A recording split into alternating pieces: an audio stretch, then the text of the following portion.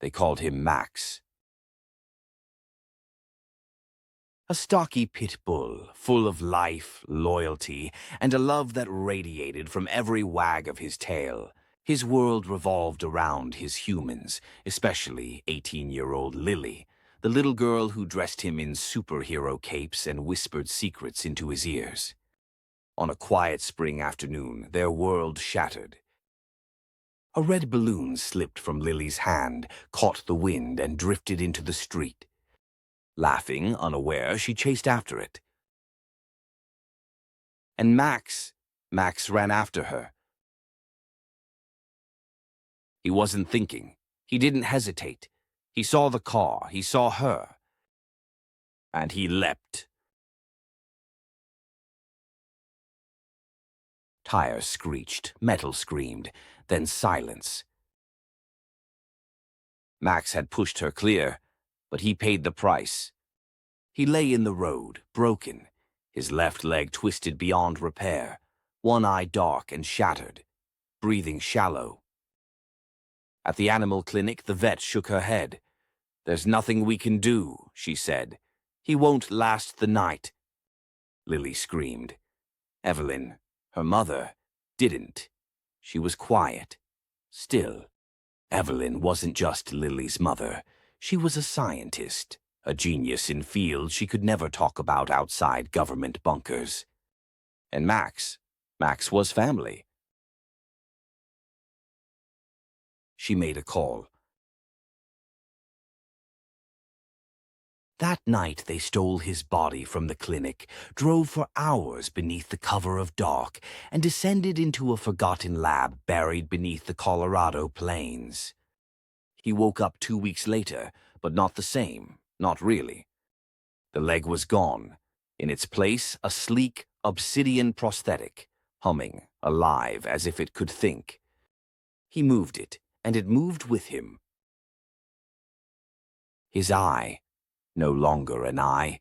It pulsed with light. The world bloomed around him in impossible color. Max stood, wobbled, then ran, faster than ever. What Evelyn had done was unthinkable, illegal, brilliant. She had injected Max with adaptive nanotech, billions of microscopic machines that rebuilt him from the inside out. They reinforced his muscles, rewrote his DNA, and fused with his nervous system. The metal leg was only the beginning.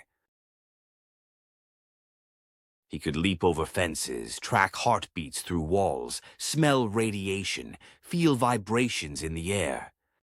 He began understanding machines.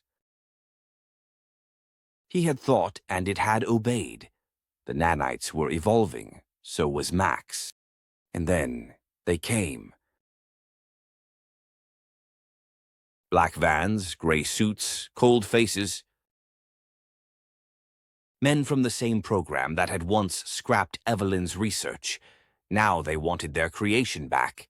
"Dr. Rhodes," they said, "you're harboring government property."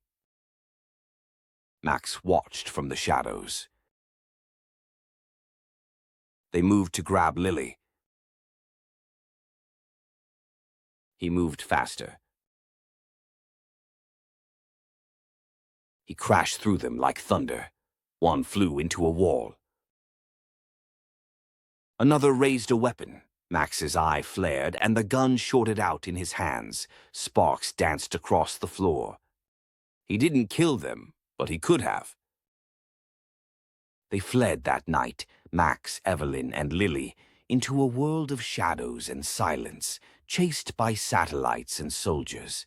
But Max wasn't afraid. He had purpose, he had power, and most of all, he had love. Now they hide in the mountains, in a cabin buried under snow and trees. Lily sleeps, curled against his side, her tiny hand resting on his metal shoulder. Evelyn scribbles in a worn notebook, her hands shaking with awe. He is no longer just a dog, no longer just a machine. He is something new, a guardian forged in pain, a protector born of steel.